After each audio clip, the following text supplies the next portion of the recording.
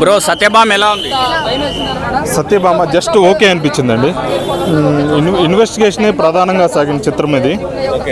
జనరల్గా అన్ని చిత్రాల్లో మనం నేరస్తుడు ఎవరు అనేది సస్పెన్స్లో పెడతారు, కానీ ఇక్కడ ఎవరైతే క్రిమినల్ ఉన్నారో స్టార్టింగ్లోనే మనకు తెలిసిపోతుంది కాబట్టి పెద్ద ఆసక్తి అనేది కలగలేదు. విషయం అనేది సైడ్ ట్రాక్ తప్పింది. ట్విస్టులు చిన్న చిన్న ట్విస్టులు అండి, చెప్పుకోదగ్గ ట్విస్టులు ఏం కాదు అవి.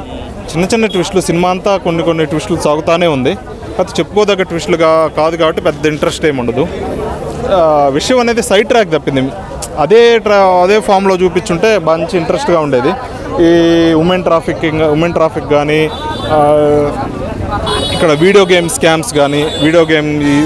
కానీ, టెర్రరిజం కానీ, ఇది చిన్న చిన్న స్టోరీలు చూపెట్టడం వల్ల ఏంటంటే సైడ్ ట్రాక్ తప్పింది మొత్తం. చాలా కాలం తర్వాత వచ్చింది కదా కాజల్, ఎలా చేసింది యాక్టింగ్ బాగుందండి. కాజల్ యాక్టింగ్ బాగుంది. ఈ యాక్షన్ మోడ్ కూడా పెద్ద ఏం లేదు, ఒక ఫైట్ తప్పితే ఏం లేదు. మూవీ కాన్సెప్ట్ ఇదేంటి, సత్యభామ అలనాటి సత్యభామ ఆయుధం చేతబట్టి యుద్ధం చేస్తే ఇప్పుడు ఆయుధం వదిలిపెట్టి ఈ యుద్ధం చేసింది కాబట్టి ఈ సత్యభామ అనేది మోడర్న్ సత్యభామ అని చెప్పొచ్చండి.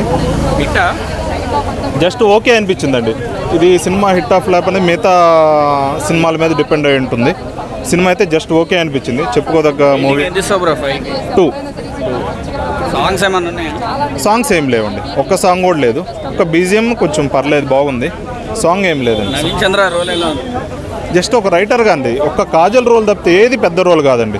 జస్ట్ వాళ్ళ రోల్ అనేది ఇచ్చారు అంతే. అది ఇంపార్టెంట్ అయిన రోల్ అనేది ఎవరిది లేదండి. కాజల్ది మాత్రం ఇంపార్టెంట్ రోల్ ఇచ్చారు మంచిగా.